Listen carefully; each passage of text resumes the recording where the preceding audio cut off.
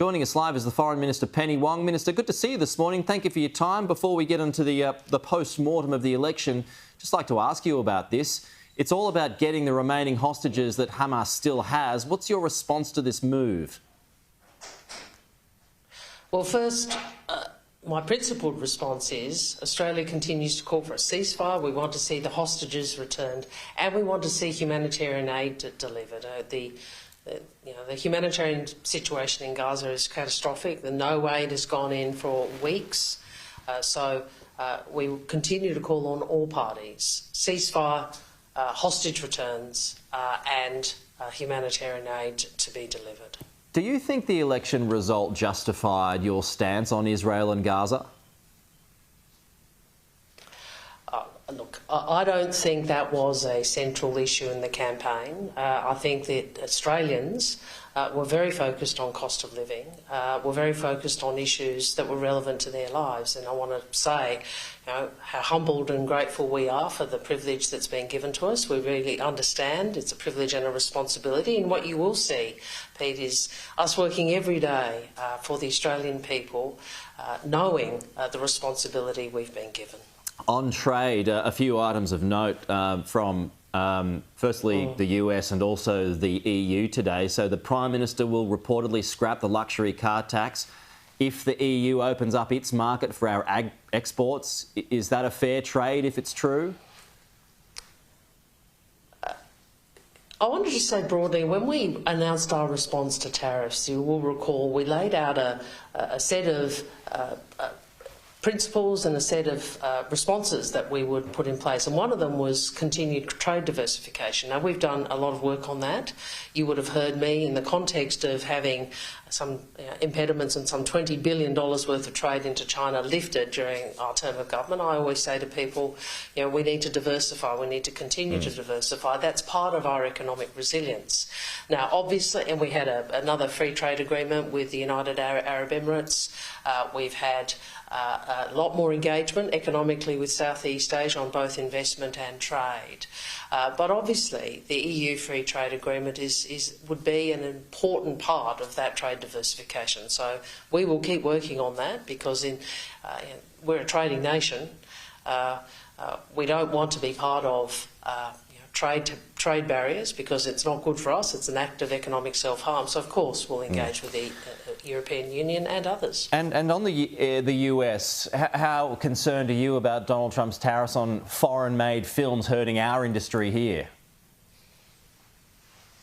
Yeah, well, I was just asked this by Carl, in fact, and the point I'd make is, we have a lot of collaboration between our film industries. You get Aussie actors and US films, you get US films made here or filmed here.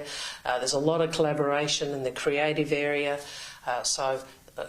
We hope that President Trump, in the context of his discussions with the studio, will come to see the extent to which Australian and American film industries do work together to the benefit of both countries. OK, let's get to your thoughts on how the election turned out. Are you expecting many, if at all, frontbench changes?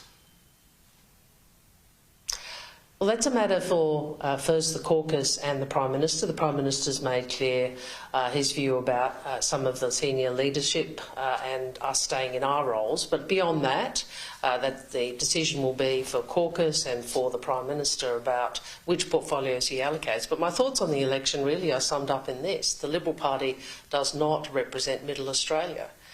We see that in the seat results in the suburbs and cities of this country. Families looked at the Liberal Party and thought, you don't represent my hopes, my aspirations, or reflect my concerns. Did Liberal preferences help you win seats from the Greens? Well, I have looked at a few seats, and for example, I think Renee Coffey in the seat of Griffith was ahead of Max Chandler-Mather on primaries. So, we live in a preferential system, but I would say the Labor primary vote was obviously very strong, and we really respect and are grateful for the opportunity the choice of Australians and the opportunity we've been given. But I suppose when it comes to the Liberal Party and its preferences, you were above the Greens. So might you have Peter Dutton to thank for that by flipping some of those seats? Well, Pete, that's an interesting take. I think that the majority of the contest in the 150 plus seats around the country, as you know, were between us and the Liberal Party. And out of that, I think out of 88 metropolitan seats, they hold, I think it's 9 or 10. And there's obviously some outstanding, but that really says something about the extent to which the coalition were rejected by Middle Australia. That's the key issue, not the Greens. Okay, just a final note. I mean, there was some scuttlebutt before the election, and you are a young person, but there was still rumour that you might be heading for retirement. Given the size of the win, I mean, how does that change your calculations with how much time you want to spend? Well, look. Yeah, that's a very good question. I mean, obviously, I made a commitment to serve the whole of this term, but yes, the size of the win, you know, we can genuinely do the work for the Australian people and set the country up for a long-term, stable Labor government, and I'm really privileged to be part of that. So at least one term, Penny. Then we'll see. At least one term. Okay. At least one term. Can I also ask, I mean, your comments on potentially resurrecting the voice, that was seized upon by your opponents, but did you fear that could derail the Labor campaign? Yeah, so, and I know, you know, Sky ran on this a lot, and obviously, you know, you never want to give people the opportunity to dial up the conflict during a campaign. But you know what I think it demonstrated? It demonstrated a reflex to have a go on these culture war issues. I mean, rather than talk about the issues that really matter to Australians, which were cost of living, Medicare, health, education, rather than talk about how we maintain steady leadership in a time of great uncertainty. I mean, most Australians were not where the Liberal Party were on those issues. You know, it was a beat-up. We've made clear the voice is gone. I've said that many times.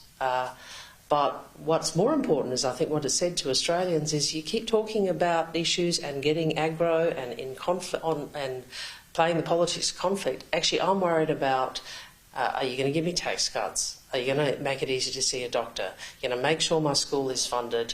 Are you going to make sure you build more houses? I want the 20% reduction in HECS debt, and I want fee-free TAFE. You know, that's where people were. That's where Australians were. It's not where the Liberal Party was. Okay. I know you've got another interview to get to, but thank you so much for your time. That's the Foreign Minister Penny Wong there talking to us live from Adelaide.